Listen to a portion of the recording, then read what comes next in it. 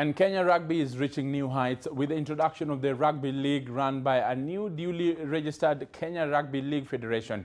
Kenya now joins the rugby world trend as they seek to stage two distinctly different forms of rugby, with a new entrant played by 13 players a side, unlike the popular 7s and 15s. Kenya Rugby League.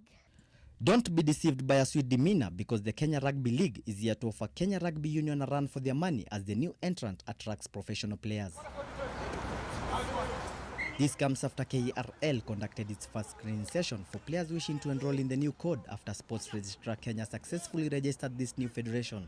My mandate as the founding chairman of Kenya Rugby League Federation is basically to provide leadership and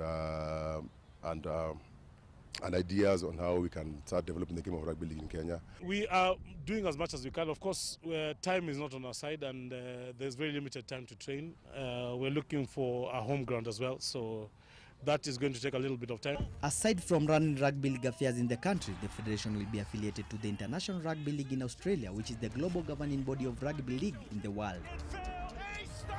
Kenya Rugby League has been a dream of mine for a very long time, because I've always believed the Kenya players made for rugby league. Despite their introduction to the rugby scene, they have left nothing to chance by setting up an ultimate vision goal that factors in development of structures, capacity building, mobilization of grassroots talent, running and nurturing rugby as a sports discipline.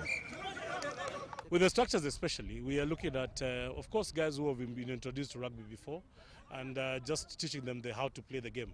We are going into regions. For all of us, it's a learning process. We are quite used, just like some of the players, we are a bit used to union, so we are slowly adapting into the various technicalities that come with rugby league. But slowly, by the end of the year, we should have a good number of match officials, being able to handle rugby league matches quite competently. Plans are underway for a domestic tournament to be held next month before the launch of an 8-team league in March this year.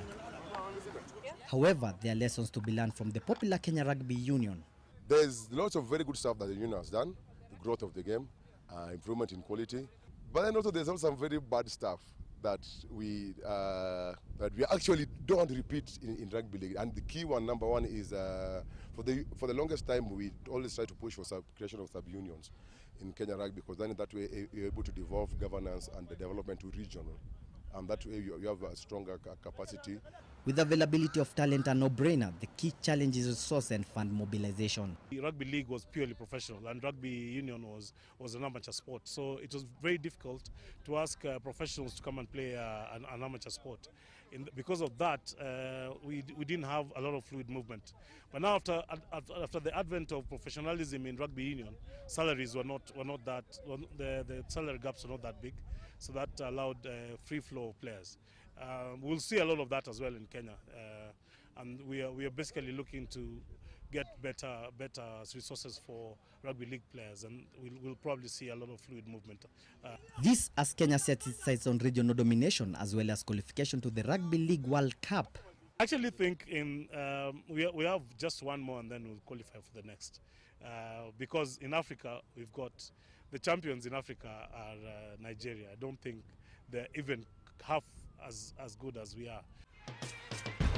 From global superstars that have switched the dual code rugby game and excelled, such as Sonny Bill Williams, Jason Robinson, Lotte Tikiri, it's a challenge for the Kenyan rugby players to join these esteemed ranks.